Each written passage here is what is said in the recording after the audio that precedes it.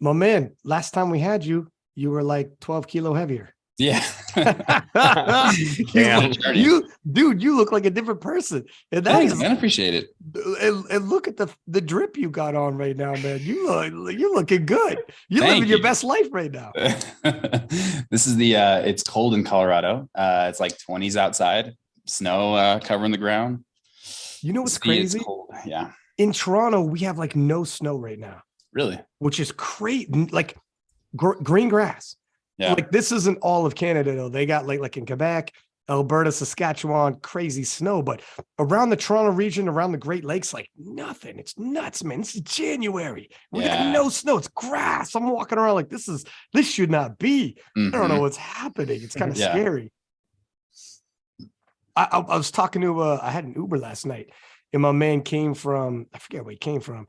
I think it was Pakistan even. And he's telling me with the weather back home, like, dude, at some point in my life, I need to move somewhere where it's nice weather. I was like, but in 5 years' time, I might not need to move. Because in January, kidding. I paid my dues with winters. And we're not even having a winter and it's already January. So like, if I just have snow in February, I could, all right, I'll take a month of snow. That ain't for sure. It's the contrast that I really like. You know, being in Colorado, we get like 4 seasons. You get like a real summer, a real fall, like real winter. It's good. I like it.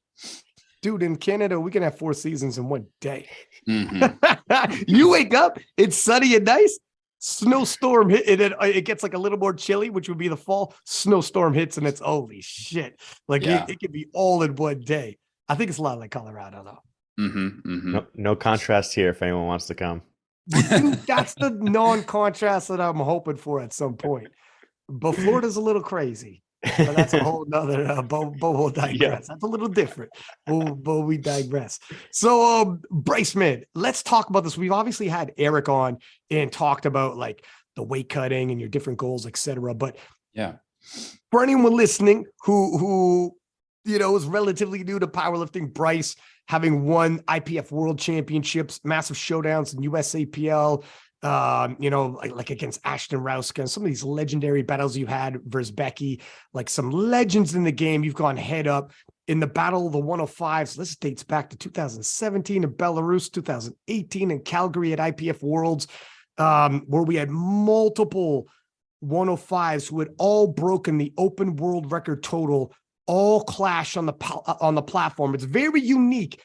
I can't remember now exactly, like 3 or 4 people who had broken the open world record total and we're going to clash on the platform to sort out who was number 1. And obviously you taking a world title in 2018 and whatnot. So it was exciting to see. And then time had passed. And obviously we have the federation split and different weight classes to choose from. And initially you decided, you know what? I'm going to go from 105 all the way down to 90 kilos. And that is a fucking massive drop, my friend. 15 kilos. How many pounds is that? 33. Yeah. That's a massive, that's like that 33 pounds of body weight is something you do if you're like prepping for a bodybuilding show, let alone powerlifting. So when this first happened, maybe talk to us about the decision to go to 90, how it went, like the cutting process, and then the mega nats.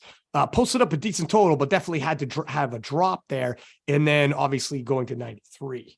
Yeah. Let's see. So last nationals faced off as a 105 against Ashton and a lot of other fantastic lifters. It's a great competition, had a lot of fun. And, like as I make decisions about my competition, I'm looking at a little bit about, what my prospects of doing well are. Like, what are other athletes doing? What are their trajectory? Where do I think I can fit in? As advanced athletes, we don't just have like one weight class that we can be in. Usually it's like 1 or 2, it's like the one that you can kind of sit at your normal body weight. The one, like if you just ate everything in sight for a month, you could gain up into, and then the one you could diet down into.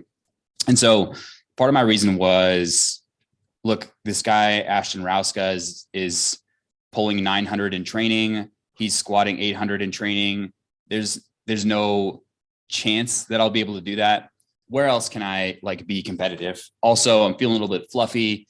I'm feeling like, going upstairs isn't quite as nice as it used to be, like putting on my shoes, kind of just feeling like, I'm just heavier than I want to be. I want to feel a little bit more athletic. It's been a while as a 105, 5-6 years of competition. With all this stuff going on with the federations, can I try to change weight classes? And this was before the split. So I was thinking, all right, 105 to 93, that's not bad. And then USA Powerlifting decided to change their weight classes. I'm like, shit, another 3 kilos. Yeah. All right, well, 3 kilos is not so bad. Let's just go for that. And I can always kind of like, go up to the 93s if I wanted. This split it's a real shame. I know you guys have probably talked about it a lot. It's a real shame. I just, I kind of wish that it never happened. It's kind of splitting the sport in some weird ways, and we'll kind of see how like this all matures going forward. But for a lot of athletes who are competing at the high level, like you have a lot of friends kind of deciding which federation they want to compete in, like maybe loyalty. I've competed in USA Powerlifting for my entire time as a lifter. Now, like, am I just going to hop and switch to another federation just because I want to go to the world level? Like, do I have any allegiance? If I do, like, what does any of that mean? What are my values? I just want to be a lifter. I don't want to like concern myself with like values and allegiances and stuff. I just want to compete and have fun. So anyway, decided to drop to the 90s, and it was a long time. It took maybe 6 months or so to get down to that next weight class. My strength absolutely took a hit. I wouldn't have thought otherwise. But it certainly did. And it was mentally pretty rough to kind of go through that. But that was kind of my thoughts. I'm kind of getting off topic here. My thoughts are basically, can I feel a little bit better in my body? Can I like what I see in the mirror a little bit more? Can I perhaps perform comparatively better, just like pound for pound, putting up a higher dot score, and then compete with a different group of lifters who aren't Ashton Rouska? The thing is, so like you had gone head to head with Ashton and beat him, which in this had solidified, like a lot of people think automatically the stronger power lifter wins. And it doesn't always happen like that. Like Ashton's top end strength is like, he's done 955, but like, I know when he's competing against you, that probably wasn't his top end, but it was crazy. It was astronomical. But when it's close enough, if it's close enough, sometimes you can be handled into a win. And some people don't realize that. They think, no, the stronger guy wins. I remember Gavin, when I first had him on the podcast and we first started talking, I remember Gavin being like, look, the stronger guy wins. I know, blah, blah, blah. Then he's been to a couple world championships since then. He's done commentary with me at Junior World since then. He's seen how the game can be played with handling. And when we first started talking, he didn't know who Matt Gary was. And then when he came to PA Nats, he sat beside Matt Gary when we all, like 30 of us, went out for dinner. And he sat beside Matt Gary in the van on the way to dinner. There's like a bunch of us piled in, sat beside Matt Gary at the dinner table. And then by the end of PA Nats, he's like, holy shit. And I'm like, yeah, man. Yeah, man. And and obviously Matt Gary helped steer you to that victory over Ashton, where like, look, a handler isn't going to put 100 kilo on your total. But if you're close enough, the handler can make the difference. Somebody drops the ball on one attempt and they don't. Oh shit. It's a big deal. But to your point, yes, longevity wise, if you go 10 out of 10 times and you're looking at Ashton, you might tell yourself, okay, but I don't have 955 in me. So I got the W and that's great. And that's like an iconic win, but you're like, future going forward, let's see what happens, right? Because Ashton's also he's a very muscular dude. You could cut, but that cut to 90, holy smokes, my friend. Were you, for anyone listening, you came from a bodybuilding background. There's pictures of you where you're absolutely diced on stage. Did you start having flashbacks? Were you like at one point, how disciplined did you have to be? What's the cardio and calories like? Was this like a crazy cut where you're like, man, what am I going to feel like on the platform? Because that is a massive, massive drop in body weight. Yeah.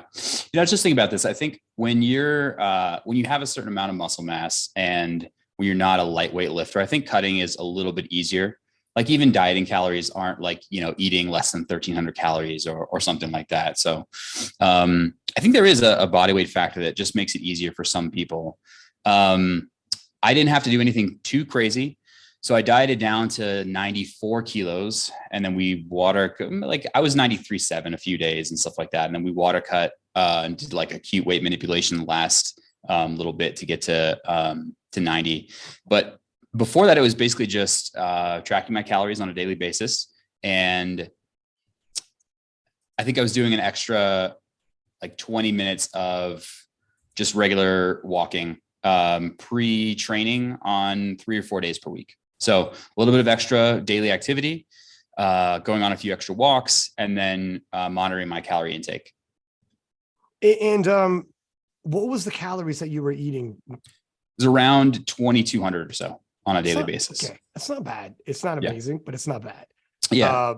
The thing is, so Lane Norton came to Toronto a couple of weeks ago, and we went to, I went to a seminar, and he was talking about weight cutting and how at a certain point, the goal obviously isn't to lose muscle mass. You work so hard to put on muscle mass, but at a certain point, if you're going to cut a substantial amount and you need to do it under a timeline, fairly tight timeline, look, 6 months isn't a short period, but to drop 30 some odd pounds, it's not a long period either. Like you will feel it. Like you will have to lose some muscle mass that you need to gain back over time. And so I, at one point, bulked up to like 220 range. This is like back in the day when I was doing like, another life, but I was doing like feats of strength for like sick kids hospitals on a reality TV show, whatever. So I was like a lot bigger. And then I cut down from that, and I took my sweet time doing it because I didn't want to lose any muscle mass. So I was very slowly, maybe like a pound a week or something, wanted to make sure I didn't lose any muscle mass. And then when I got down to the bottom, for my body to get accustomed to being 190 pounds as opposed to 220, that's 30 pounds. So we were similar cut. For my body to be readjust and feel strong again took time. Yeah. Because the body is like, while you're still losing weight, the body is losing weight and in a deficit, very difficult to feel strong in that period. And then when you baseline out the bottom and stops, you're on maintenance calories. So you're no longer losing weight. Again, it takes some time for the body to be like, have we stopped cutting? We're not losing. And now it takes time to turn it back around. And I'm selling it. Like for anyone listening, if you're ever going to do some drastic cuts like this, it could take like a fucking year to feel back. Like obviously you're starting to come, I've seen your numbers coming back now, but that was you went on a very ambitious to turn around and be top end it was tough.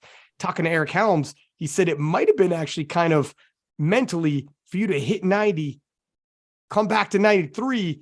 It's almost like a refeed of like you throwing on extra weight, more calories. You might even mentally be, holy shit, that feels amazing. Yeah.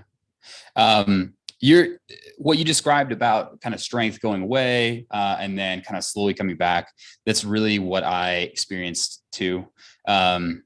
There were some moments that were really tough during that prep of just like kind of comparing to the 105 numbers that I had hit and some of the stuff in training and being like, all right, well, I've done this for a set of 5 before and I can't do it for a single right now. This is concerning, like how do I manage this?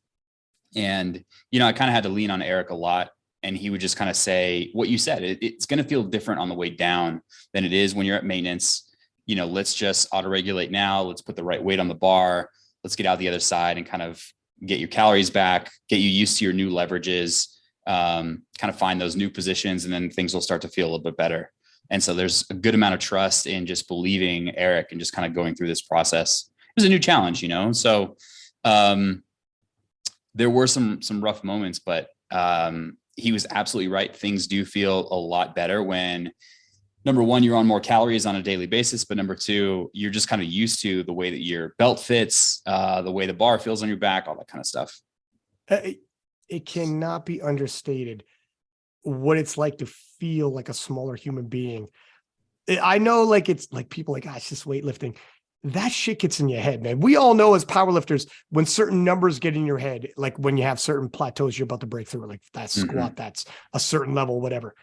when you get underneath that bar or you lift off on that bench and you're a much smaller human, when you squat and you get under the bar, you feel, when you're 30 pounds smaller, man, you feel smaller. It is different. And when you're 30 pounds smaller, your setup is different. Where you're gripped on your hands is going to come in, and feet placement, everything. Yeah. Things get weird. It's not quite like starting all over again, but it sure as hell isn't like the old routine you would have. Yeah, it's absolutely right. And it's a chance to like play with some stuff. So it's not that everything is going to feel worse. I mean, for a lot of athletes, deadlift starts to feel better when you're a little bit lighter. You're just able to keep the bar a little bit closer to your body. Starting position tends to improve a little bit. So, we know as we look around at weight classes that deadlifts don't get too much higher in the 120s, 110s, 120 pluses than they do in the 90s and 100s, or 93s and 105s, depending on, by the way, as you guys are talking about weight classes and throwing around those numbers, which numbers are you using? For what do you mean? When you just kind of like say, oh, how are people doing in like the 80s, 90s, and 100s, or are you saying 83s, 93s, 105s? We got to bounce around.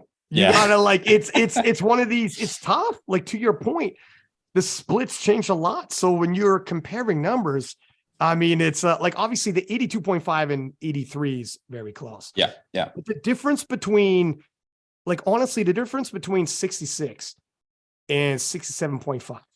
Now that's only 1.5 kilos. When you're that far down, I've noticed, like, when we look at like Penna from France or Eddie Berglund from Sweden, when you allowed Eddie, who was the 6 kilo world champion, when you allowed him, when he came in at, I think it was like 70 kilos. So it's 4 kilos up. So it's like, so 67.5, the USAPL weight would be like in the middle. Yeah. But his total went up like almost 30 kilos. Penna in the gym, no cutting, is going like 725, 730. On the platform, 700. And he'll cut just 1.5 kilos or whatever. Like, the difference when you're that low in body weight, 1.5 kilos, it's substantial. Yeah. When you're bigger, 1 kilo, no, not too crazy. But when you're like the difference between 90 and 93, I mean, I don't got to tell you, like, how much better do you feel when from being 90 to 93, how much more is like 3 kilos of body weight? How many more? It's not just the body weight, because mass moves mass, but how much more can you eat? And that is literally, people forget, like, calories is literally a unit, a measure for energy. Like, when your calories go up, you feel stronger. Well, I guess this is literally the gas to your engine. Yeah, you're absolutely right. It made a huge difference. Just having that more room. More importantly, though, the cut is a little bit easier. That's something that I feel like I still haven't nailed. It's only been 3 competitions. I used to be terrified of acute weight cuts. I had a few bad experiences when I first started powerlifting, and I was like, never again, never going to cut. I'm just going to, stay under the weight class, just make sure that the last 2-3 weeks before competition, I'm always at least a little bit under the weight class. And then I had to use the sauna, and I competed, and it wasn't so bad. And I'm just kind of learning a little bit, but I'm pretty far away from feeling like I've mastered that acute weight cut. So this time around, I'm going to be working with Tiffany Ma, bringing her into the mix. She's a RD who's used to be a powerlifter. Now I think she trains more like sport performance kind of athletes. But she's been working with my wife, Natalie Hansen, for quite a while, and they've had a great track record of bringing her to competitions in her best shape. So I'm hoping for the same. So you're, because I remember back in the day, I remember listening to podcasts. You were talking to, frick, this is going back so far, but like water cutting and whatnot. And yeah, you weren't a big water cutter, but so I could see, and look at, I see the apprehension, because there are times when I've known people, and it's happened to me, where the prep couldn't have gone back. Like, you're just smashing weights in that training and the prep, and you're like, I feel amazing. Yeah. You walk into the competition, you're like, let's fucking rumble. And the last week is when you're water loading, and then the day before, the cut and everything. And then everything you've done, all your hard work and everything, can literally go out the window. That was this prep for me. Oh, really? Oh, yeah, shit. So I did a did a meet in Arizona to qualify for Powerlifting America. And like, I squatted 315 in training. Like I pulled 360, like bench 215. I'm like, all right, it's on, like putting everyone on alert. Let's go. And I walked out my first squat and I was like, the bar feels so heavy on my back. This is not good. And it was not a good meet. You know, it's been a while since I've not had a good meet. I passed my last deadlift because my second was like just RPE 10. And yeah, that was not the meet I wanted. But I qualified, and that's the important part. It's that's funny that you like put everyone alert, pulled a Russell Orhe, who, you know, I don't care who shows up, you start coming on different podcasts talking. Yeah. Be like, oh shit. When that happened to me, I started adjusting my weight cut and started showing up. First off, I started cutting weight at home just to practice cutting, like cut right down. And then I go to the gym, see how it felt. And then other times I would show up at a competition with no intention of actually lifting, but weigh in, have to cut in a hotel, weigh in an official weigh-in, and literally just like did like an opener on each 3 lifts, bounce people. Like, that all you're going to do? Like, this is all I came for. Like, I just am trying to get this weight cut thing down. It's like a science, but when you get it, if you got it down pat, where you could be a few kilos heavier and you got like, okay, this is my procedure. Cause this is it. I've seen people who've had a bad experience with water cutting and be like, water cutting in general is out, which you never is kind of a shame too. Cause it could be a weapon if you know how to do it properly. Yeah. So it's tough to, you know, cause if there will be other people who will be bigger individuals that you're going against, cause they took the time and got it down. For sure. Flip side, you're gambling every time you do it, but you're also gambling if you just throw it away and be like, nope, I had a bad experience. I'm never going to do it again. Like, what are you doing to kind of change up besides bringing someone else in? Have you done some practice cuts, you know, just to see like, okay, well, that worked. Well, that didn't. Well, I know what doesn't work so far. Well, that's the good thing about messing up. I've been there. I want to reduce the amount of like, what you might call like aggressive, like water manipulation. So like aggressive dehydration, sauna, steam room, stuff like that. And just see if I can minimize that stuff as much as possible. And, you know, just like people are different when it comes to training response, I do think people are different when it comes to acute weight loss response. Some people just can lose less before performance starts getting affected. Other people have a little bit more leeway. And sure, there's some room in there for optimization. So that's one thing that I'm really trying to do is just figure out how can I come in the heaviest possible, because I know that, you know, how my belt fits, the amount of muscle mass that I'm able to keep on my frame, how the bar feels on my back. Like, these things have such an effect on performance, you know, especially when we're talking squeezing out those extra few kilos, making sure that your numbers in competition match what you're capable of doing in training. Those are kind of some of the things that I'm worried about. And it'll probably be a while till I get it right. Do you feel so moving into the 93s? Obviously, did you see the IPF Worlds and the Battle of the 93s? I did. Actually, that was really cool. I was in the middle of cutting when that was going on too, because it was going on at the same time as Nationals was. So I'm eating ice cream because it's calories that are super calorie dense and it's liquid. So, you know, it's not really taking up a whole lot of space in your stomach. And I'm sitting on the couch with some friends and we're watching the 93s go down at IPF Worlds. That was really exciting. Arian, who were you handling in the 93s? Chance. That's right. It was, are you going to be handling Chance moving forward? He hasn't told me or asked me anything for like nationals or anything like that. I think for Sheffield, he's getting someone from the UK. Okay, gotcha. And when you were watching this, Bryce, were you telling yourself, was it already in your mind's eye? Were you thinking about going 93s? Because it's like, it's a hot division. Yeah. At that point, no. I was just thinking that, you know, I'm just going to be in USA Powerlifting. So I'll be a 90 kilo athlete. And this is my division.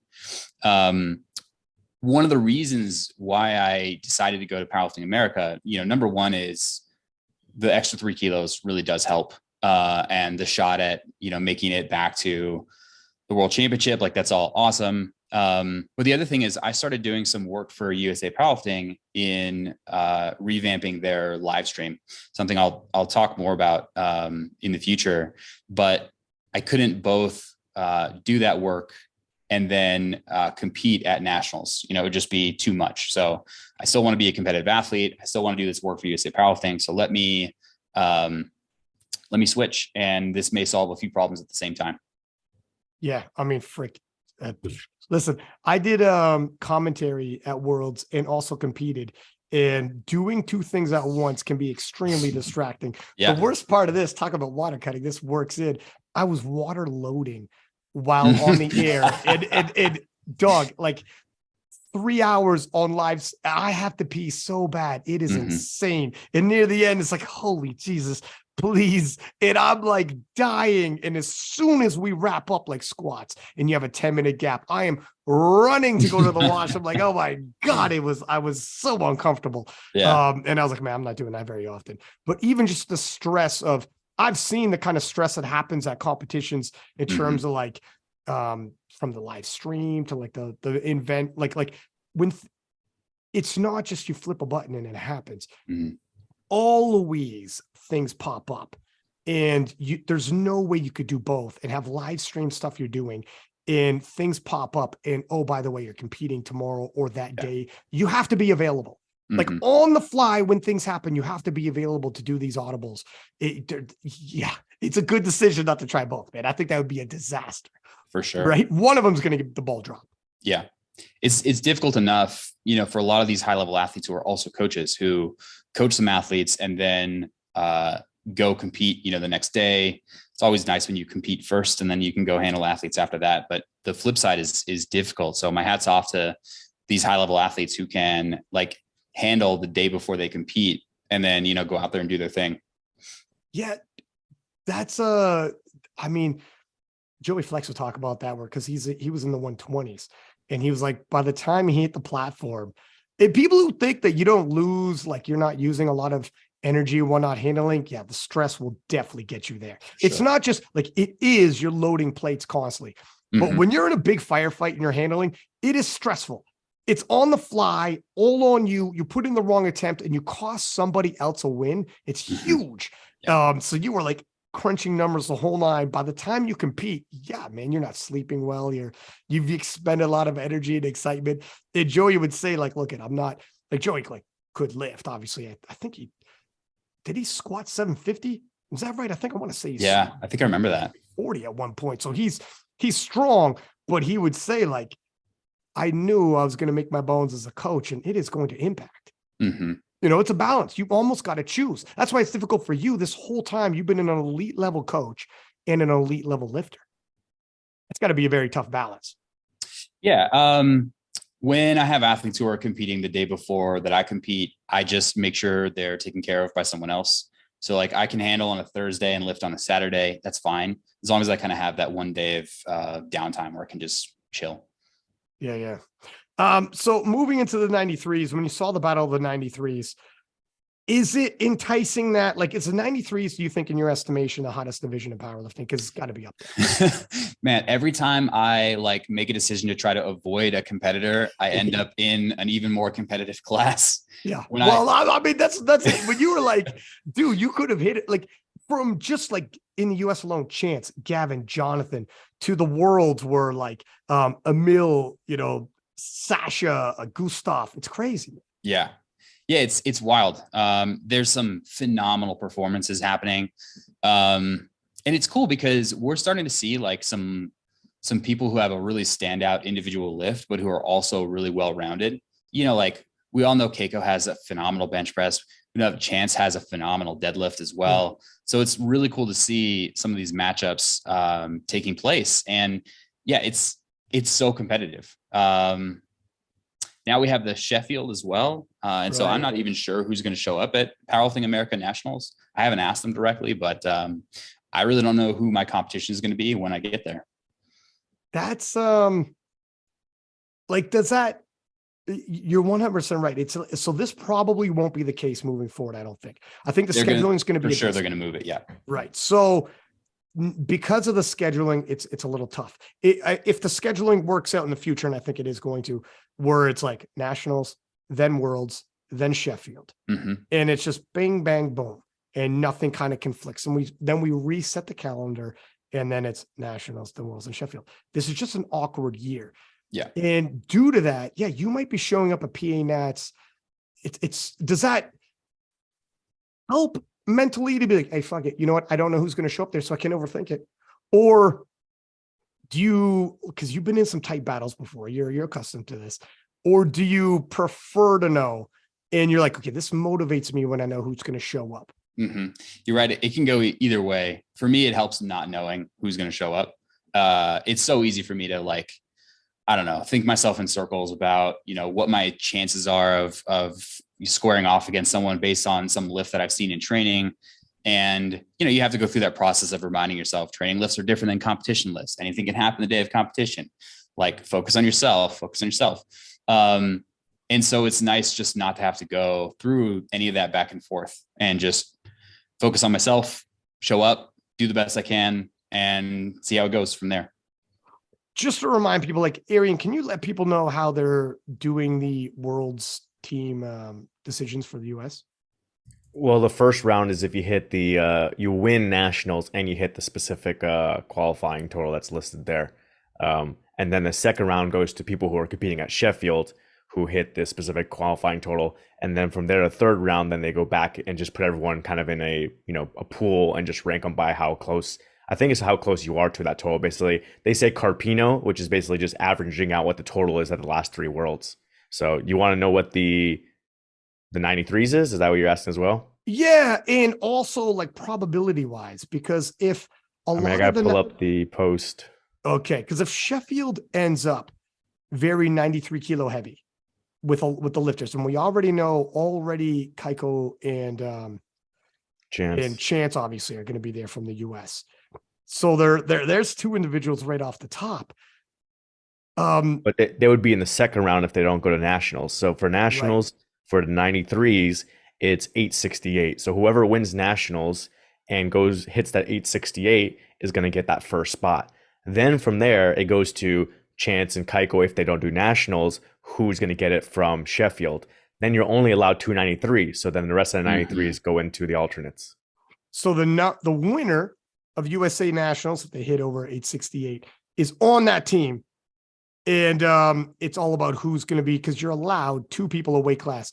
But for that to happen, you need somebody else in another weight class to win the nationals, but not hit the Carpino one, which is the qualifying total. So there's a couple things in play. And I know you gentlemen probably already know this, but like for the listeners, a couple things in play. You need other lifters at PA Nats to not hit those qualifying totals to open it up. Mm-hmm. That's why it's kind of dicey. If you're going to Sheffield, you have to weigh that out. Sheffield is such a massive competition, but there's a lot of things in play. Like I got to think, like, how confident are you, Bryce, to hit 860? It's 868. Yeah. Let's crunch some numbers. Let's see. Yeah. Cause I was going to ask you, look, your deadlift is moving, but the body weight is going to be most affected on bench and squat. Yeah. Well, if the cut goes well, I don't think it'll be too much of a problem. Something like 315, 200, and 360 would be like 875. So on a good day, that would be awesome. It'd be awesome to hit. Yeah. It's basically, if you show up and it's essentially like those other big 93s aren't there, you're obviously just looking to clinch that win and do exactly that Carpino one, essentially. Yeah, for sure. And I'm thinking if I'm a Sheffield lifter, there's so many things to focus on for the Sheffield alone. Like you just want to put up your biggest total possible to give yourself a shot at earning some money there at that competition, being at the first Sheffield. That's exciting in and of itself. And I've thought about, like the problem for a lot of these lifters is it's like a 4-week turnaround from Powerlifting American Nationals to Sheffield. If I was in that situation, it's really tough to think about hitting like essentially a world record performance 4 weeks apart from each other. Right. Yeah. It's tough. This is like a really tough year where people have to decide. And I was going to say, go ahead. No, I was going to say it's tough. It's tough then if you bank on, okay, I'll get through Sheffield and you don't, then you miss out on Worlds, and because you missed out on Worlds, you miss out on the following Sheffield possibly, because then who knows what the selection process is going to be, whether you get in or not. So it might be like you're banking on this one Sheffield and then missing out on next year's. I know. And you got to think SBD's, I mean, they're trying to get past this Sheffield first before the next one, but you got to think they're also going to tell themselves that, all right, some people, the way this rolled out, it's exactly the same scenario that Arian just gave. And that's why these wild cards are so important, but how are they going to dole out the wild cards? And right now it's all based off of world records. Who knows if it's going to be based off of world records in the future? Yeah. So it's difficult. How much attention do you pay towards like dots, GL points, etc.? Because this is it. Switching federations has switched that for you as well. Not as much. I had a goal for a little while of trying to hit a 900 kilo total at 90.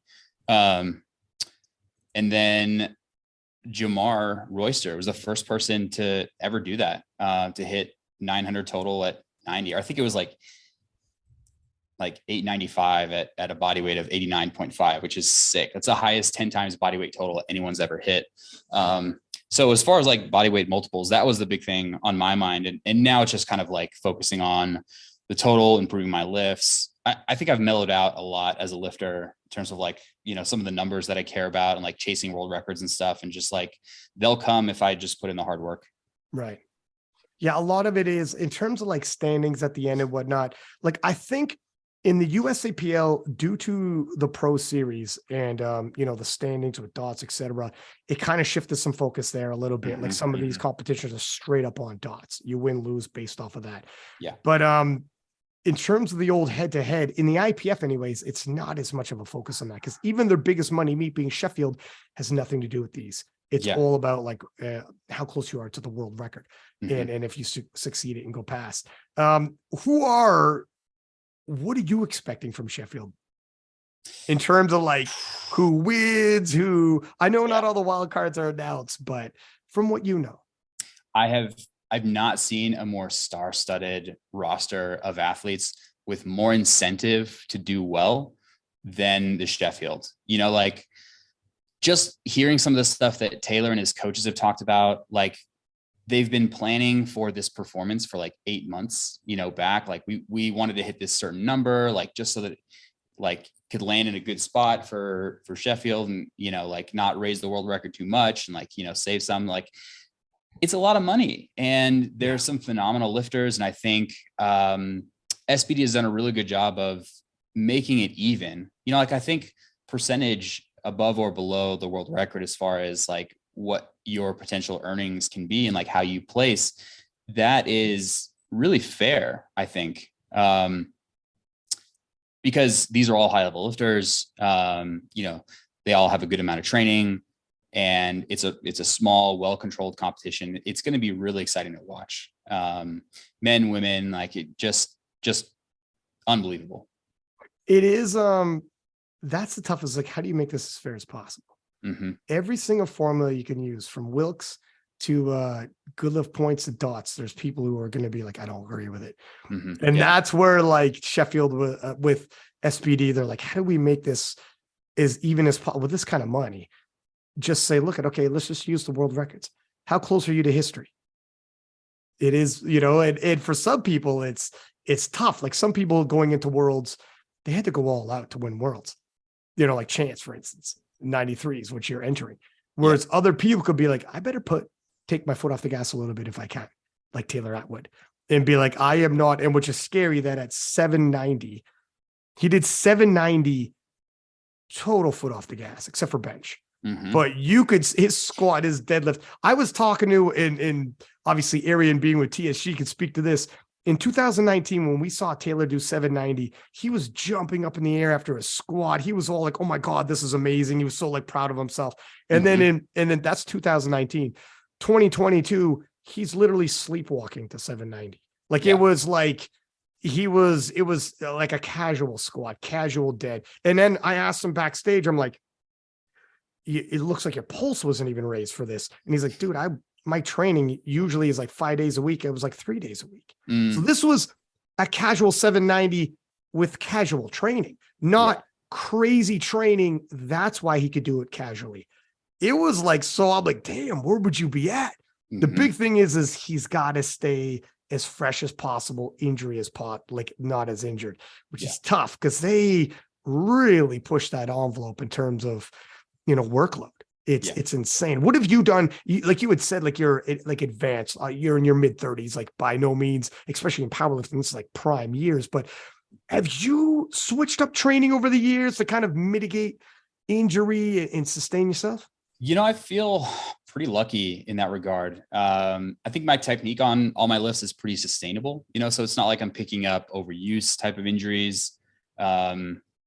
I'm lucky to respond pretty well to a pretty moderate amount of training volume, so like my number of squat sets per week is usually between like 10 to 12 or something like that. Probably similar for bench press. Deadlift is like 6 to 8 sets, something like that. So it's pretty sustainable. We've leaned pretty heavily on the thing that will make me going better. The thing that will make me better going forward is an increase in muscle mass. Other things being equal, let's see if we can make me bigger. So a lot of focus on what might be called bodybuilding work, heavy belt squat, heavy leg press, heavy machine chest press, dumbbell bench, like stuff like this. Just grow the muscle groups as much as possible. And then use low to moderate reps on the main lifts to just kind of express that strength. And that's been a pretty solid formula for the last 6 years or so. There's been a few small changes. I kind of had the suspicion that my abs were a weak point for me. And so we've been putting more work into abs to kind of help like stabilize the deadlift. Like you sometimes feel like you're just getting pulled forward by the bar. And so working on my abs, I think, has helped me kind of maintain position under heavy load a little bit better. But that's really the only experiment I think we've been running lately. Do you refresh my memory, are you double overhand hook grip? I am mixed grip. Okay. So I'm a mixed grip as well. Have you started developing asymmetrical due to that? Do you feel? Yeah, for sure. Same. I think same. And I don't know how to work around it. Like, do you do back off work with straps, double overhand, or because I can't hook grip? It comes out of my hands. Yeah, same. I never gave hook grip like a fair shot as far as like, I'm going to see if I can make this my main grip. My hands aren't big enough. Like I can barely get my middle finger on the nail of my thumb. It just kind of doesn't hold. So yeah, there are some imbalances that build up, like differences in like your rhomboids on either side, differences in, like your forearms even. And I think as long as you, like the bar isn't rotating on you and things aren't affecting you for like squat and where the bar sits on your back, like some asymmetries are fine. These exist in all kinds of sports. And it's not like you're going to hurt yourself by being asymmetrical. Because what I found is my right hip, now when I squat, I have to change a little bit because I will start helicoptering a little bit. Like my right side is tighter. I think my right hip, I think I've literally the bone structure due to the stress for like I started powerlifting in like 2008. Yeah. The stress for years has like changed the actual structure, the way the hip pops into the socket. I could feel it in all different, and I could still squat and deadlift and whatnot, but it is not just a muscularity thing. Yeah. It's the actual structure itself that's starting to shift a little bit. Yeah. And I don't know how you combat that necessarily. Like, how do you pull yourself back into, the opposite way? Like, I've given myself scoliosis over the years. What the hell is going on here? But it is like when you overhand and you lock up, it's just inevitable. You're under stress every single week. It's like the freaking people who, I forget which cultures that like put their feet in the shoes and they start like literally changing the shape of their shoes, like Chinese foot binding. Yeah. Right. And then I've seen other things like where they've done it also with their heads, try to elongate heads and skulls and whatnot. You could do anything with your body. If you're deadlifting like this, putting stress on your body like this over and over, day after day, week after week, month after month, for like a decade and a half. Yes. The bone, everything, like the actual structure itself will start shifting on you and changing on you. And I can feel it if I jog or whatever. It's not crazy, but it starts telling me if I'm like this now, what am I like in 20 years if I keep doing this? Yeah. I don't know. Just switch your grip. Switch your overhand to your underhand. Have you tried that? It feels so awkward. Dude, it's the craziest. It's the craziest. I I think the biggest thing I'm going to, I start doing, like I have started doing, is double overhand hook grip with like straps and just fucking, I'll do it like that. Yeah. And try to even out as much as I can. But it is like, these are things that you have to start doing eventually to start, it'll catch up to you.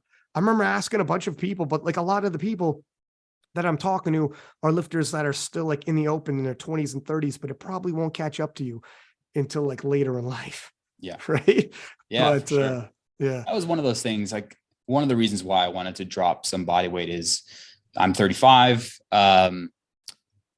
I don't want to be 105 for the rest of my life. You know, I want to be a little bit lighter, and, you know, like post powerlifting competition, I want to be able to be mobile and, you know, like be comfortable in my body and have this vehicle that's going to serve me for, you know, a very long time to come. So like performance is certainly a part of it, but also just longevity and respecting my body. I mean, this is what I felt when I started like doing the cut down to 190 pounds. You couldn't keep a shirt on me. I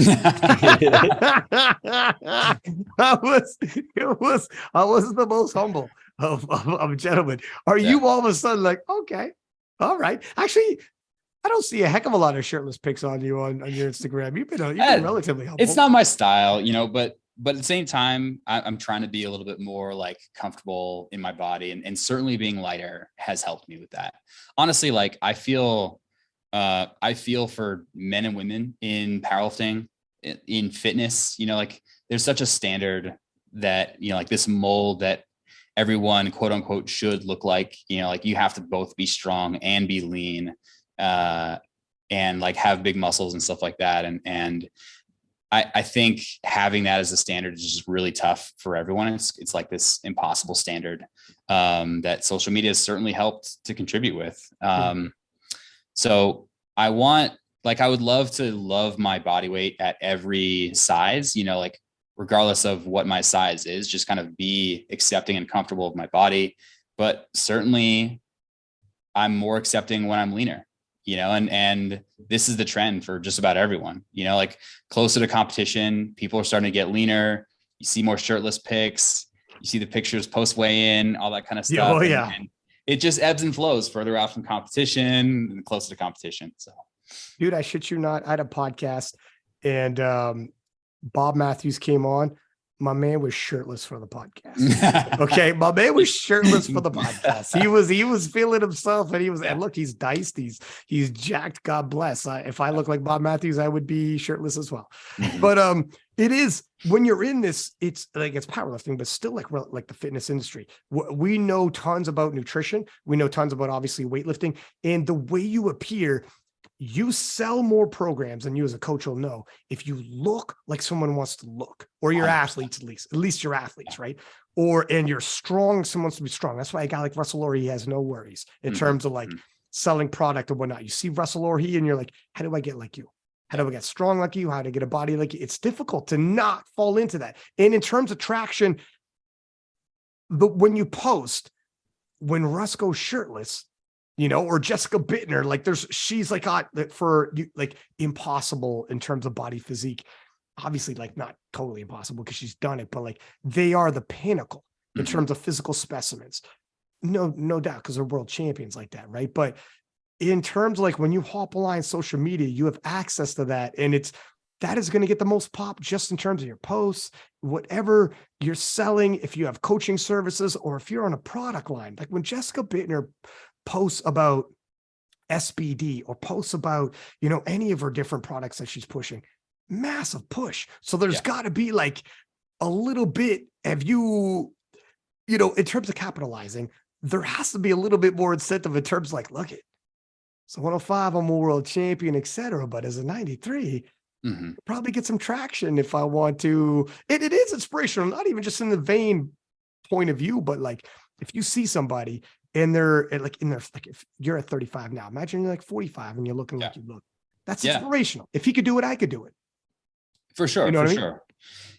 This last year or so, I've been taking a really hard look at like social media, like what it's like to be an influencer, what do I want my relationship with like the internet to be like, in the next 10 years or so. And like trying to navigate this really difficult landscape of, I want to talk about powerlifting. I want to post my training. I want to like be friends with all these people I've met around the world on social media, but I also want to avoid a lot of the negative things about, comparison and self-image and, like needing to use my body to sell something, I don't really have a whole lot of answers, but I've been very mindful of like what that's been like for me in the past and how I want it to be in the future. And I don't want to be that person who's like using my physique or even my strength to really sell something.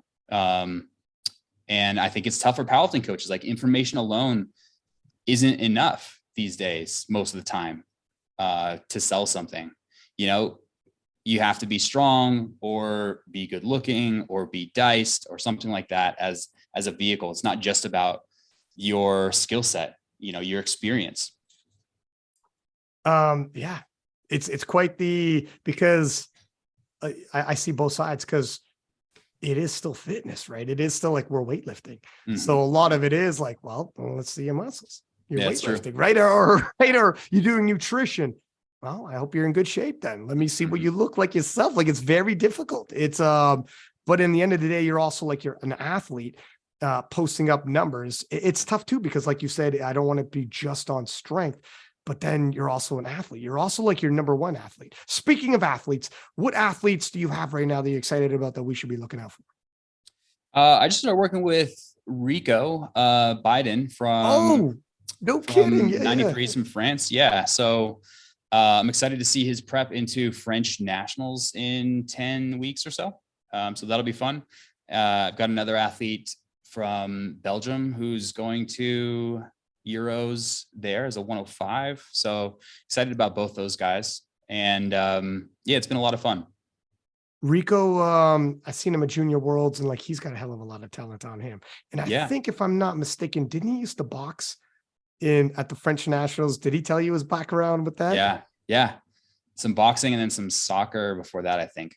Yeah. Well, I mean, yeah, exactly. Who do you find athletes with an athletic background in previous sports are easier to coach? Yeah, for many reasons. Athletes with an athletic background are easier to coach.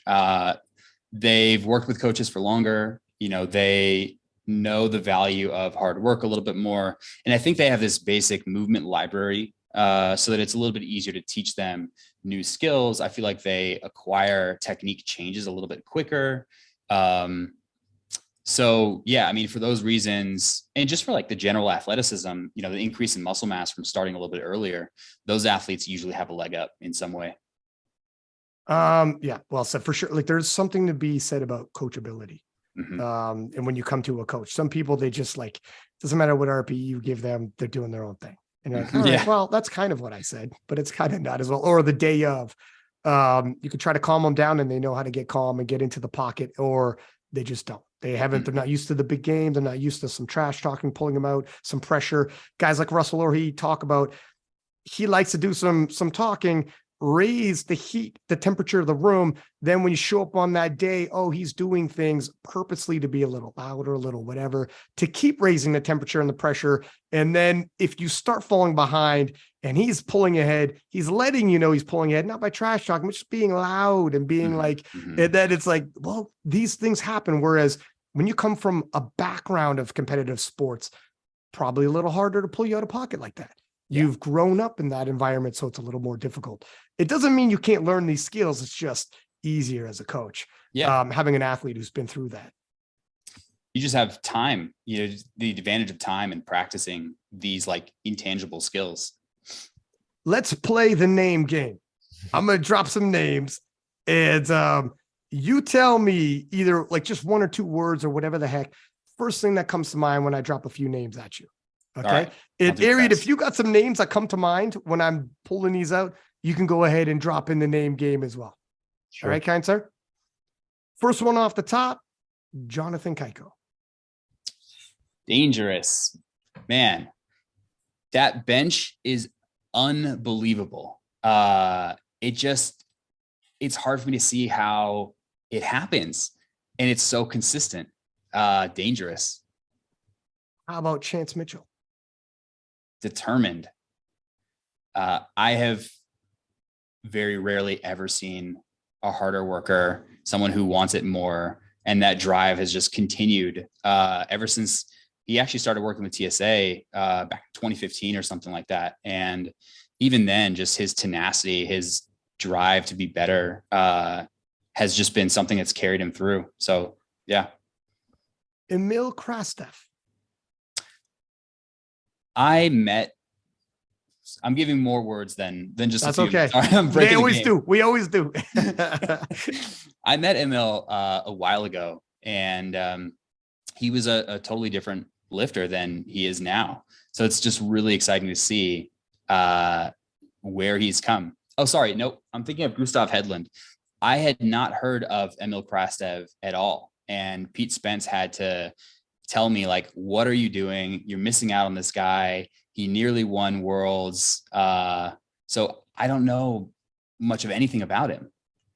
Yeah, he was the dark horse going into 2022 worlds because previously, like his total had jumped so much.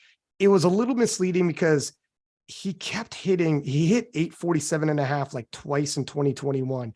He was better than 847.5 the second time around. There was progress, just didn't see it on the platform. So his total, and this happens, his total on the surface level appeared to have done a big jump when reality-wise, potentially he had more in him. And you see that sometimes, lifters where you're like, well, looking by totals, he would have to jump 50 kilos. Yeah, probably actually only jumping 25 because he's he's already improved off of that. It just didn't transpire on that one given day. We only compete twice a year. We don't have like 16 games like a football or 82 like hockey or whatever. So it's the data points aren't there. So people can creep up on you, to your point, like Emil Krastev at Worlds when he takes a silver medal. It's like, holy shit, where'd this guy come from? He'll be at Sheffield as well. That's right. Yeah, he got the Sheffield invite. And I believe they dubbed him like the dark horse or like you could or the sleeper, whatever those terms. Like, what a good nickname, man. Love the it. dark horse. I don't know where it came from. At some point, there's a battlefield and some guy rode in on a dark horse and surprised everybody. Yeah. Obvious, something like that. There's some kind of story like that, but it's true. It sounds like, yeah, he's battle tested, battle ready. I was going to ask you Gustav Hedlund, but to your point, you already said that. But so check. How about Gavin Aiden? Cocky. I wanted to not say it, but it like very cocky, his strength backs it up, so it's not like it's coming out of nowhere.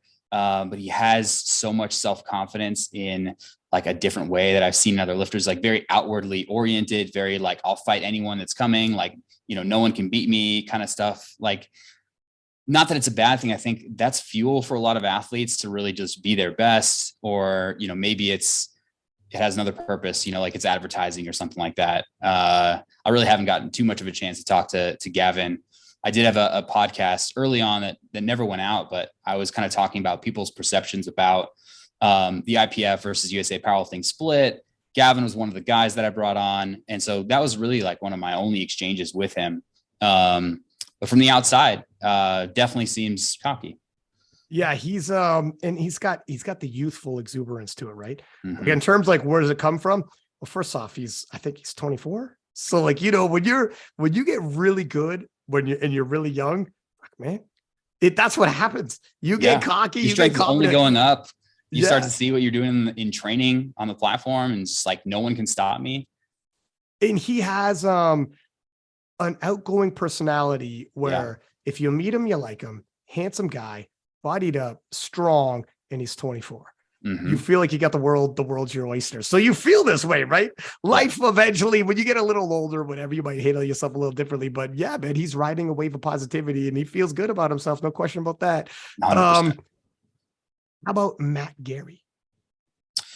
Legend, man. I still feel like, a lot of people these days don't know the impact that he had on attempt selection and stuff like that. I know he's working on a few things that might help bridge that gap for some people, but just a legend and what a nice guy. Like, no one sends Christmas cards anymore, but I get a Christmas card from him every year. with just a handwritten note, like, hope you're doing well, can't wait to see you. And so, speaking of people who have like taken some of the like dangers of social media seriously and like kind of establish some inner rules of how he wants to manage that, dude has figured out a formula to enjoy life, not let the stress of social media get to him, keep up with the people that he wants to keep up with, and just a real light for the powerlifting community. So if you don't know him, look him up. Matt Gary's a good dude, and his wife Susie. It's powerlifting is so much of recency bias, and because people come in, the cycle over is like 2 years. So people come in and out of the sport so quickly. And a guy like Matt Gary, who's an older guy in his 50s and isn't going to be on social media that crazy. I posted before, like, not all legends and icons in our sport are going to have a big social media presence. But if you don't know who Matt Gary is, then you don't know like the sport. He is literally an icon of our sport, a legend of the sport. I think I posted him one time and Gavin said, if all of these other guys are goats, Matt Gary's the hyena. And it was like, oh shit, there you go. Right. Cause like Gavin was young in the sport, hadn't known everybody yet. And then he started learning who's who. And he's like, oh shit. And then he's like, oh, right. So this is it. That's why I do like having a platform where you can tell people stories that deserve, like, listen, guys, if you guys don't know this, we need to tip our hat to some of these people from the other generations that are still around today to try remaining relevant in the sport since the 80s. Yeah. Try that. That's, for anyone coming in the game the last 2 years, be relevant in another 30. Talk to me when it's the year, 2042, and let me know how relevant you are in the game, that people are calling you an icon or whatever the fuck platform is around in 2042. It's VR, try that. Yeah, exactly. Like, take whoever's an icon right now, like hang in the pocket, like, for another 20 years. Very difficult. So that's why you got to tip your hat to a guy like Matt Gary, who's still in it. How about Lane Norton? Trying to think of a good word. I would say progression. Lane's someone like I've seen him, like when I first started bodybuilding, even before powerlifting, Lane was around, and kind of seen him progress and go through like kind of different eras. There was a powerlifting phase. There's a bodybuilding phase, then there's a powerlifting phase, then there's like a kind of an educational phase. He was going through a lot of injuries and kind of like rediscovering himself and stuff like that. So I've seen him essentially grow from a young adult into a man in that period of time, like as I have too. And just like this increase in maturity, increase in like self-awareness, like what he's capable of putting out to the industry, what his desires are, like stuff like that. It's really cool to see him competing still, healthy, like loving training, all that stuff, like brings me a lot of joy. It's, and yeah, by the way, like when I talked to him about like you guys, previous guys, when he first came around the open that he had battles with, and he talks about you guys now with what you guys have done since then. Like he says it with pride, like these fellas have really, they did their thing. It's weird how like when you're in the moment and you're all battling for the same thing, you're like sporting rivals. But when that moment passes and everyone kind of goes in their all different directions, you hope for the best for that guy. Cause you've been there and you're like, when he does well, you're like, all right, one of us. One of the people from my era do okay. Hats off, my man. Like it's this is what I tell people sometimes when they're on a podcast and they're in the first phase, when they're in the moment with those guys that are all battling for the same thing. I'm like, in 10 years, you'll feel differently when you see that. And then you don't know me. Yeah, exactly. It's just, I don't know. It's hard to explain. But to your point, in terms of progression, he was at a time when he was on bodybuilding.com doing videos and in the forums doing Q&As, to all the different social media, to now like he was on Joe Rogan and shit, or even bigger than that, he was on King of the Lifts. Yeah. But how's that $100 million salary with Spotify treating you? That's right, exactly. That's Spotify money. But yeah, so I mean, he's kind of like not like, obviously he's not as old as Matt Gary and been around as long, but he's progressed like that. Yeah. Very difficult to stay relevant in the social media space. One thing in the sport, but actually to have adapted and keep reinventing yourself, like you said, and riding those waves. Because look how fickle social media and the public is. Mhm. And I mean, he's just only gotten bigger, and he's still doing all these podcasts and still being able to adapt. You know, it's funny. We were talking when he came up to Toronto, and he was saying he's had to do a couple posts where he's like somebody in the social media space with a following says something about nutrition, comes out of the pocket, and Lane does those myth busting posts. And sometimes he'll go, if it's like someone who's in nutrition and it's something stupid and they're pushing something stupid, like calories in, calories out doesn't work. It's actually, and they say something like the makeup of your gut, which is like a factor, but so much calories in, calories out, like is the biggest, right? And Lane's like, you're spreading, you're taking something small, making it something big, pretending whatever the shit. And he'll go in on you and just, he'll go in, and those get tons of traction.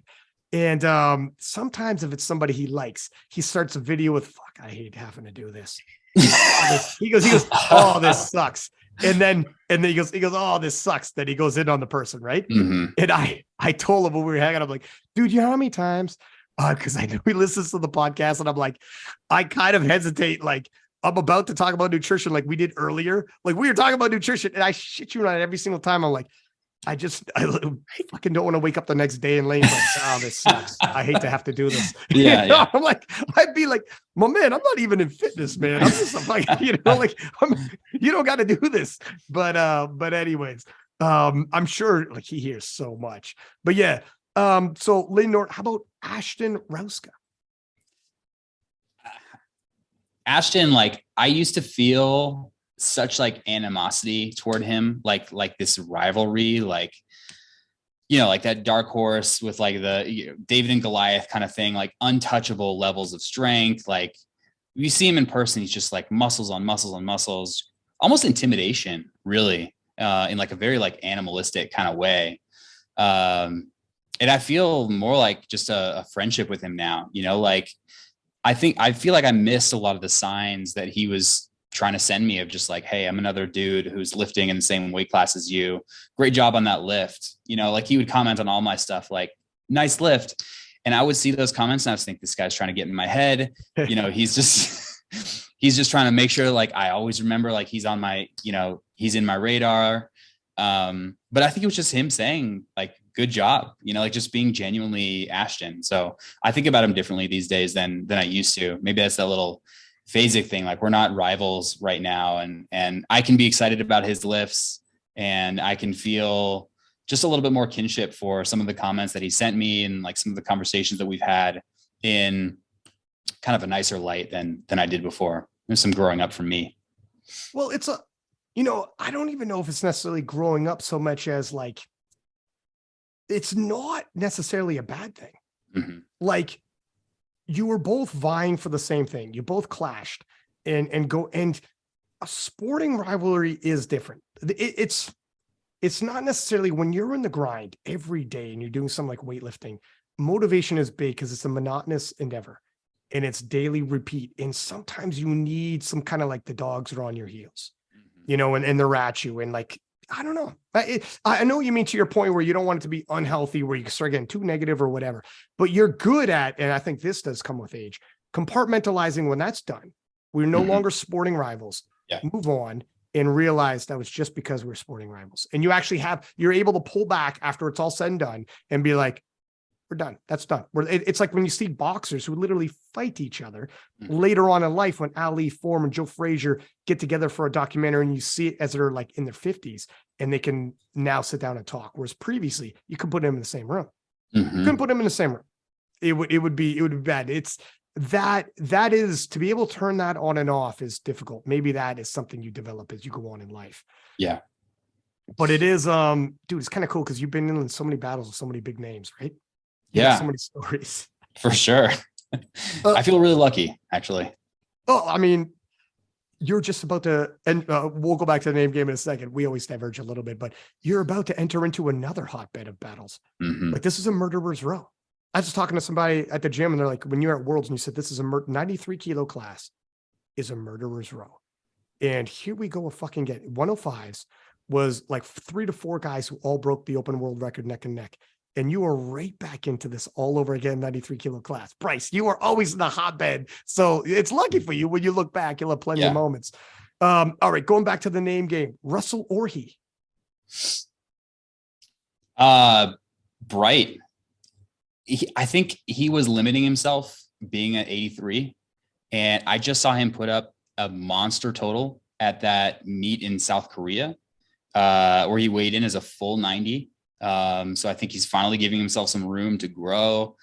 And I'm excited to see what he's going to do, giving himself some extra body weight to play with. I just think, did he pull 350 or something like that, which is huge. Well-rounded lifter, a lot of muscle mass, just potential.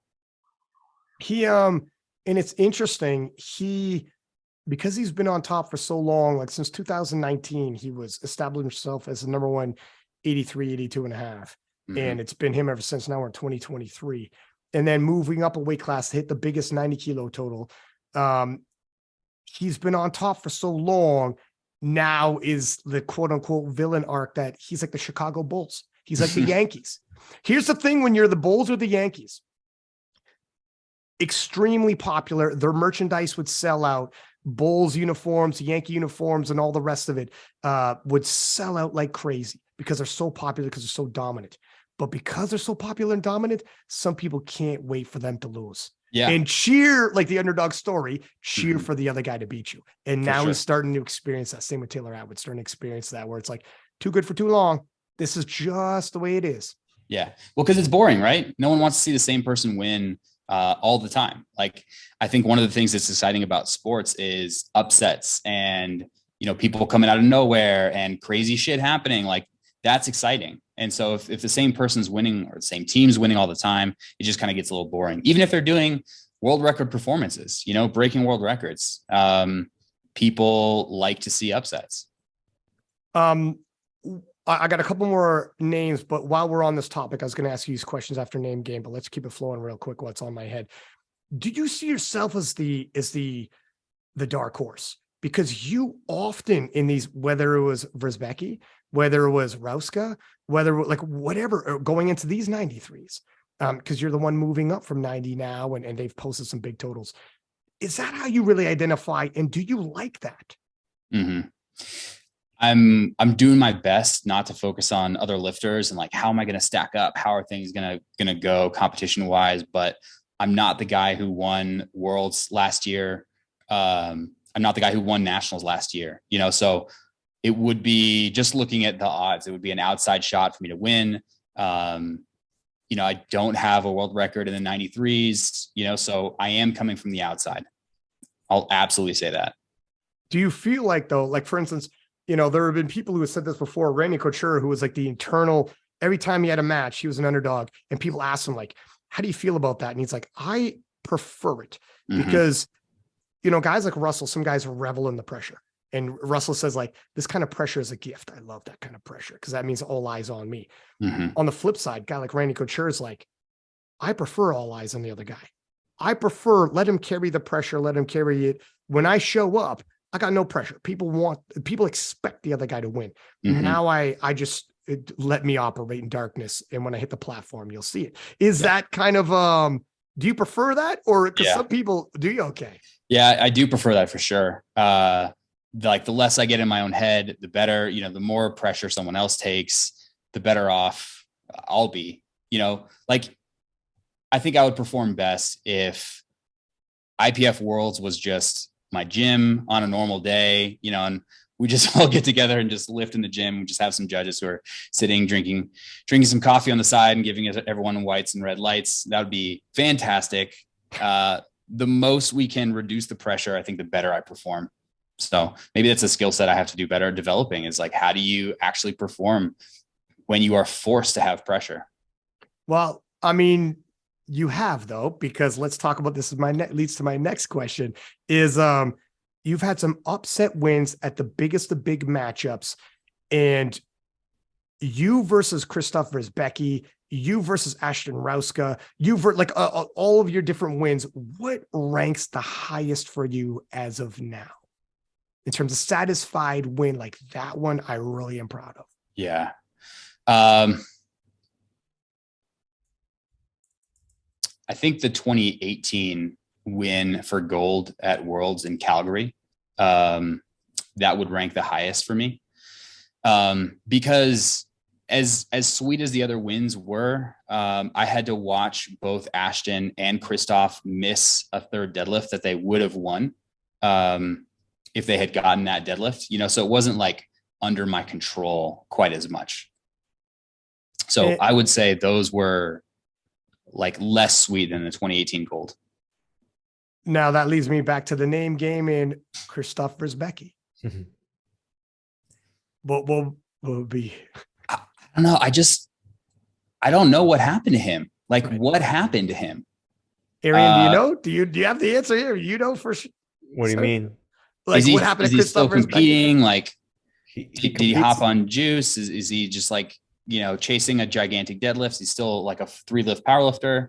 It's great for anyone listening, because I know, again, while Arian's looking this up, because I know, again, that the cycle in powerlifting is pretty quick. Christoph versus Becky was the 93 kilo world champion several times in a row, ran a dynasty as the 93 kilo world champion, the first 93, moved up to 105 in a stacked division, won the 105 in 2017, then came to defend 2018. And that's when Bryce upset him for the win in another stacked class. The Battle of the 105s in 2017, Battle of the 105s 2018, probably the biggest hyped battles of both those world championships, at least in the men's side. And Christoph versus Becky right up in the mix. And then he was gone. And in his prime, he's still a young man, absolutely crazy strong. And to your point, if he hopped on the sauce, I think he did some untested meets. Obviously didn't come out saying, hey, I'm on the sauce now, but his lifts are freaking insane. I think 500 kilo deadlift or something like that. Insane. Yeah. Insane. I mean, the guy is crazy strong, and he's coming out of Poland. English isn't his first language. Talked to him here and there at Worlds, but it was, like through sign language. When he was like, I'm tired, he uses the, you're kind of like the old school, like hungry, you rub your belly type stuff where we try to talk to each other. So could never have him on the podcast, but I'm not sure, man. I'm not sure what happened to him. But what is your memories of him when you think of him in your head? When I think of him, like untouchable, he had this camera crew around him, like could have been walking around with his halo, for my perception of him. Just seemed to be like, have such a crazy amount of bracing strength. Like, in the same way that you see John Hack kind of like bend down to the bar and pick up 400 kilos, kind of that same thing. Like, I'm just going to put my hands on the bar. I'm going to pull up, 370 kilos or something like that. Very little like outward exertion of effort, and kind of just like mysterious. I think that language gap lends to some of the stuff. Like, I'm not able to talk to this person, and that would probably help bridge some of this gap, but it just mysterious, like, what's his training like?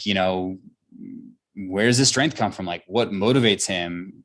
What's he going to do? Just that language gap really helps prevent some of that stuff from being a little bit more like, oh, this is a human being just like me, who's just training in another gym on the other side of the world. He like almost epitomized being like the Terminator. Like I mean, first off, his body was impossible. Yeah. It was impossible. Look at my man here. Okay, well, you're not doing too bad yourself there, Playboy. All right, we're warming up. But no, his body was like impossible. When you do those shirtless pics, the peaks on his bicep, it looked like a freaking bodybuilder. And then with the language barrier, you didn't talk a lot. But even then, he was this stereotypical like Eastern European tough, where I remember him posting a picture with his newborn son and completely stone-faced, not a smile at all. And the caption was something like, never been happier. Yeah. And it was like this guy is out of a movie. Yeah. It was crazy. Like, I know what you mean, where you couldn't get to know him. The language barrier appeared, but even like just reading off of the body language or whatever, when you're chilling with him, it'd be like, I don't know if he likes me, is indifferent, or if I'm annoying him or whatever, it's tough. But Arian, did you see, is he competing? Is there any kind of indication? His last meet was November 2021. So he has competed somewhat recently, just not last year. He's just been competing in other federations. So I see like WPC and XPC. So I don't know why he chose these different federations. But like some of the story I heard too is I believe he was like running one of these federations in Poland. So I don't know if he was running like the WPC's like, affiliate, or if he was running like whichever other federation. And I think that became an issue also with the IPF. I think he was trying to like fight against it with the IPF, that he should be allowed to do that. And part of the reason that rule, from what I've heard, that rule about not competing in non-WADA events, people think, oh, it's against USAPL. It supposedly is developed out of this because they thought maybe Christoph or other people would be able to circumvent the drug testing by going and competing elsewhere and doing other things, and then like just hopping into IPF meets. So like, I think they did that to try and like stop him from going back and forth. So maybe at that point he decided, I'm not going to do the IPF anymore, and he's just been competing in these other feds. So I don't know if he's actually on juice or not. His totals aren't like, his DELF has gone up, but his other totals aren't like ridiculous. He did like 941 at 98 kilos was his best meet in 2020. I mean, that's a monster. Yeah, but it's not like he's doing like, all of a sudden going from a 900 kilo to 1,000 kilo total. No, I got you. You're right. You're like it's conceivable because he's that good. Like if he came over, that's at 98 kilos. Can you imagine he put on another 5 kilos of body weight? He'd be like Ashton and Bob and all those fellas. He maybe more. He's almost there at 98 kilos. It's a shame. I want him to come back. Can we talk about Keenan Lee for a sec? I just want to throw sir. like some praise to that insane specimen of a human being. Can't wait to see what he does. Huge lifts. Yeah. It's crazy. He came out of, he's another guy that conceivably came out of nowhere, like, cause he hadn't competed on open powerlifting. If you did your research, there was nothing on him for like a couple of years. And then for him to come out of nowhere against Ashton, and Ashton's got a win on bodyweight the last poll, and Ashton's like, holy shit. We asked Ashton, this is just a couple podcasts ago, about like, did you know Keenan was waiting for you? Were you like, is this a setup? Who the hell is this guy? And then because it looked like a setup, the way like, Ashton, why don't you come out? Oh, by the way, we have a monster waiting for you. Ashton said, he's like, I was in the back warm-up room. I'm warming up. And he goes, in the warm-up room, I looked across, I seen him, he's seen me, and he's like, something about the way he was looking at me. I knew he wasn't here to participate. He was here to compete. Yeah. That different vibe where it's like, my man isn't here just happy to be here. My man wants what I got. And he's like, it's on. I knew it was on. I was like, really? Before it started, he goes, oh yeah. You could tell the vibe in the room. Like something about you sit down like, my man is looking at me like, not looking at me like, oh wow, I'm a fan. He was looking at me like, you're the fucking guy, huh? Yeah. Like, it was like, not rude, but yeah, you could just tell. He was like, this is different. No, Ashton's been around enough competitors to know when he's competing against somebody. And he's like, oh, I knew this was going to be a comp. Yeah. This was not exhibition lifting in South Africa. But he won.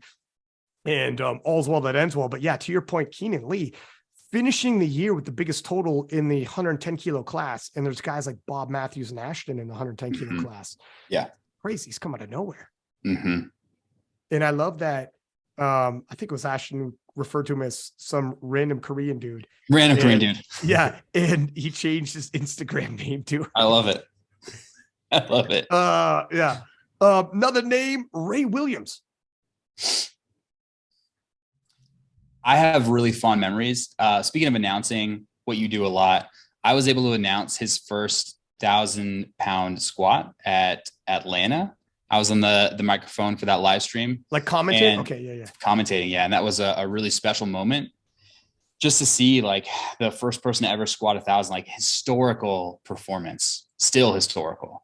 I don't know whether Ray's highest totals are behind him or not.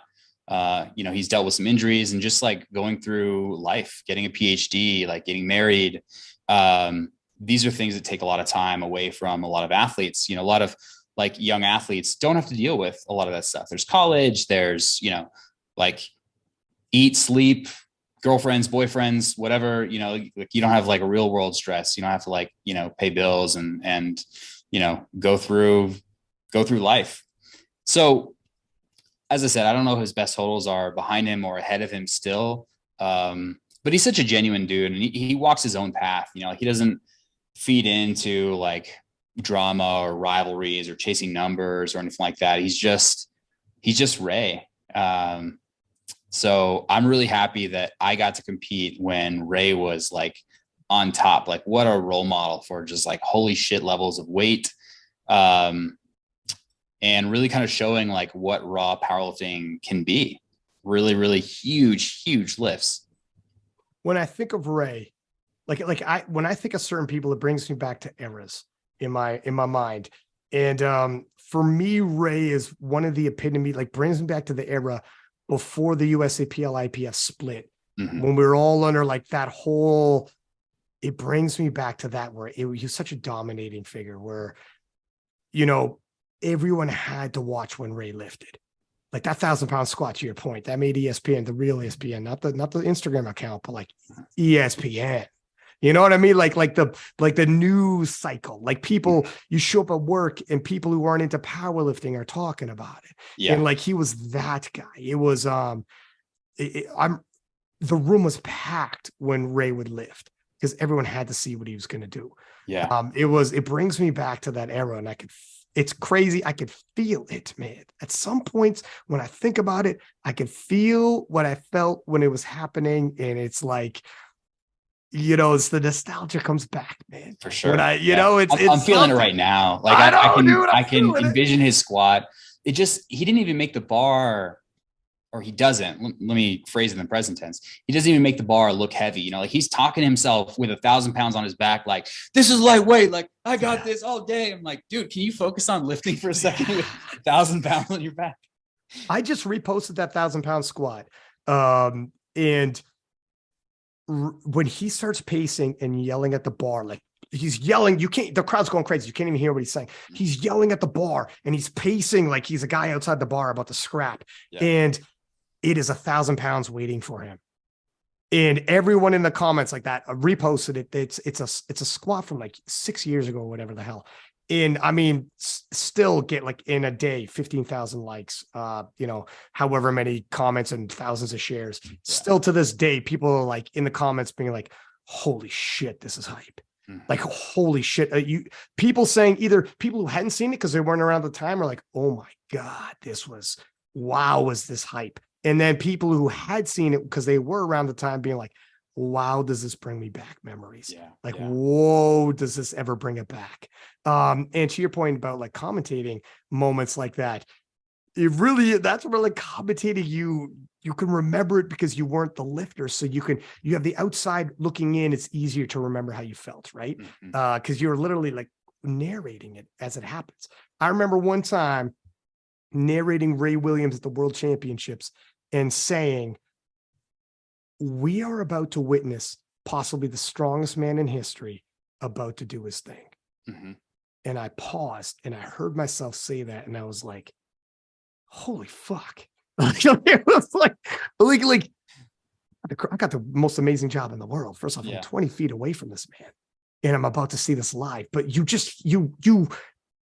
feel those moments and you'll never forget them, man. And Ray was a part of that, dude. Yeah. Yeah. You get to be there for that. That's a really cool thing about being a commentator is like, I don't know. It's almost like you're helping them. Like you're helping make this a moment bigger than it is. 100%. Add to it. Immortalizing it. Yeah, exactly. Listen, if I watch a stream and certain things aren't being done, like historical context, but okay, so I normally talk like this. I get amped up. I get excited. So it's easier for me. But if I'm like, if I start getting into it, being like, having powerlifting knowledge helps, but saying, you know, this is a murderer's row of 93s. We have never seen this many gentlemen in the 105s all holding the total world record clashing, and there can only be one. Who wants it? And you start talking like that. You do them justice. Yeah. Otherwise, when you tune into the stream, I'm just watching people exercise. Tell me why this is special. So when I start dropping these facts, getting excited and be like, we've never seen this before. I don't know how many years until we're going to see it again. And then when someone pulls it off, you tell them he's done it. He's battled back. The dark horses defeated Christoph Becky, the unbeatable. And you start saying like Bryce Lewis has done it. It, to your point, helps tell the story.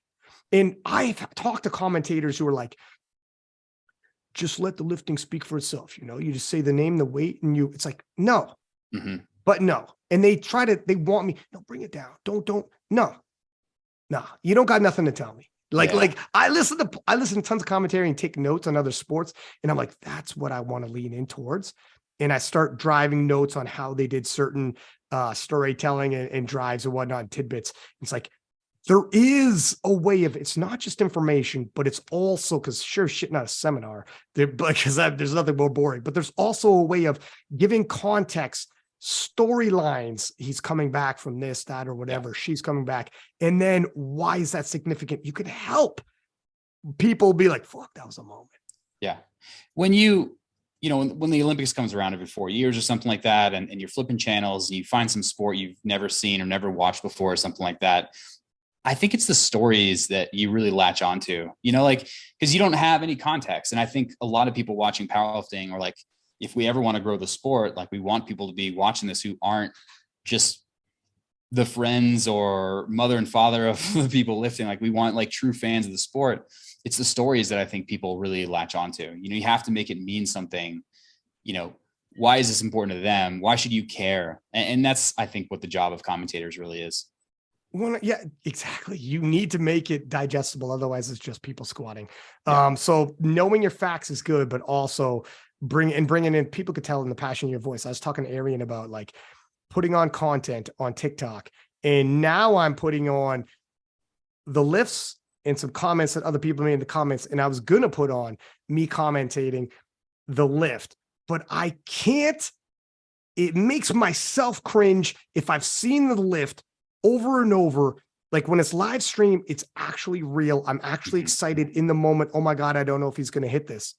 When I already am taking a gym lift, I've already seen it. It's curated. I'm queuing it up and I'm going to comment over it and I have to fake. I can't fucking do it. Yeah. I'm like, I hear it and I got to be like, pretend like, wow, I can't believe when this is like the 13th time I seen the video. Yeah. And it's like, I can't do it.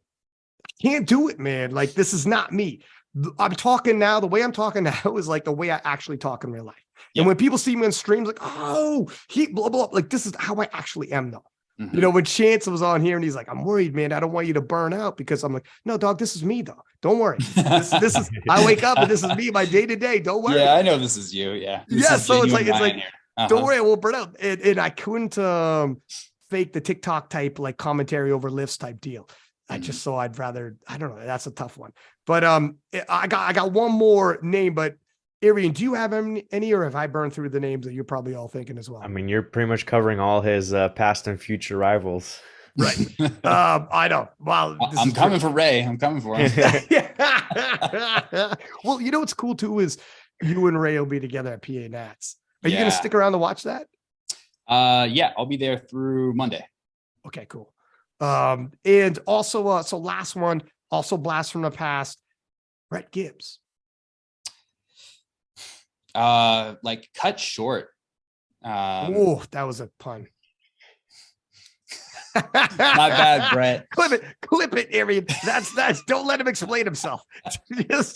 Yeah, there it is. Right there. I feel like his rising star was cut short.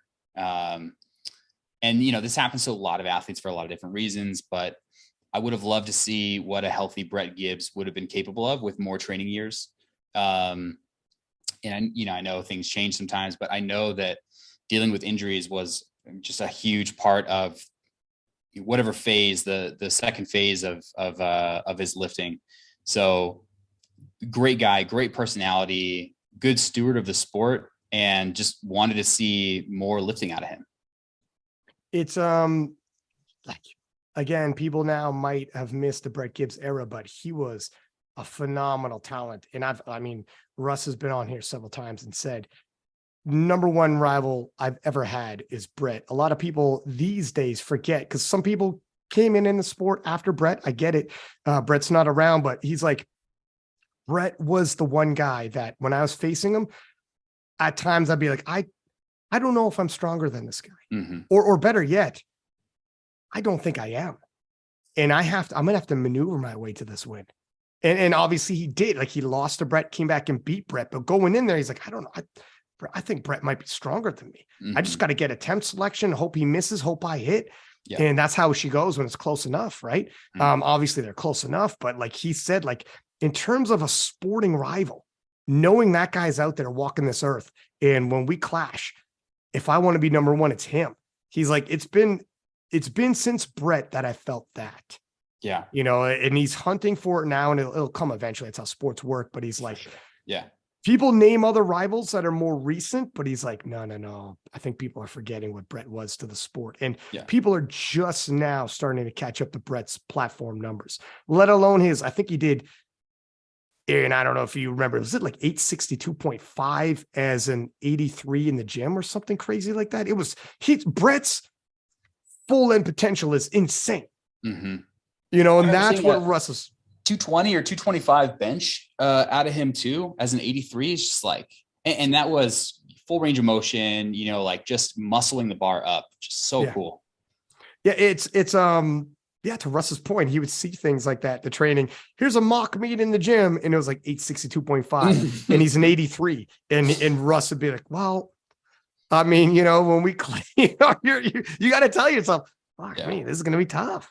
There's a lot of talent around the world. It's even more so these days. I don't know whether it's a bias or something like that, but it just seems like there's more talent to go around, more countries with great lifters, you know, all percentages closer to the world record than things used to be, where there used to be just more, I don't know, standout talent, a few more outliers. And now like the whole pool has risen a lot higher. It seems that way to you guys. What do you think, Arian? Yeah, I mean, I guess as the sport's growing, we're reaching a bigger and bigger population, so more chance to get those, you know, people that are very elite, and also maybe a lot of people finding out the sport sooner and starting earlier. So by the time they're hitting their 20s, they're already like, you know, hitting some big numbers. So that's why we're seeing, I mean, like New Zealand, you know, Gibbs is gone, but you got Carlina coming, and then in Europe, you got, you know, the UK, France, Italy, Spain, all kind of coming up. Of course, you got US and Canada, plenty of potential there. So it just continues to grow.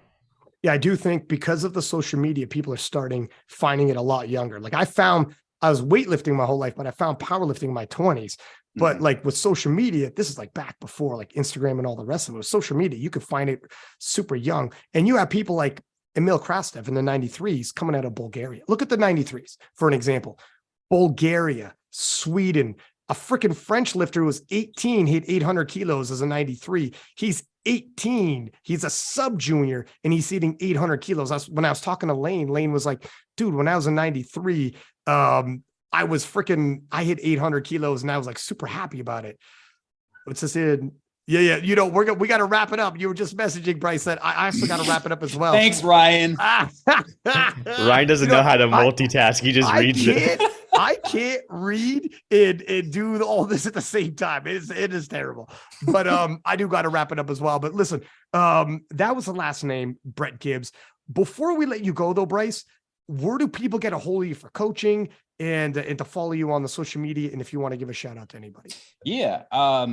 I put out training thoughts on my Instagram at Bryce_TSA. You can find us for coaching, intermediate, beginner, advanced, world-class athlete. We take everyone at thestrengthathlete.com. Perfect. Listen, everybody listening, whatever platform you're on, please do subscribe. Please give us high ratings, tag us. We will repost, and it is always appreciated. Good luck, Bryce, in your training. I will see you at PA Nats, my friend. Do you drink, sir? I do not. I just don't like the taste of alcohol. But I'll tell you what, let's share a coffee. Let's have a fucking coffee, my friend. We'll have a coffee at PA Nats. I look forward to seeing you again. It's been a hot minute. It's probably been one of the world championships, probably. I'm Holy looking forward to smokes, it. Yeah. a lot has happened since then. Anyways, until next time, 6-pack Lapadat, 6 up, and we are out.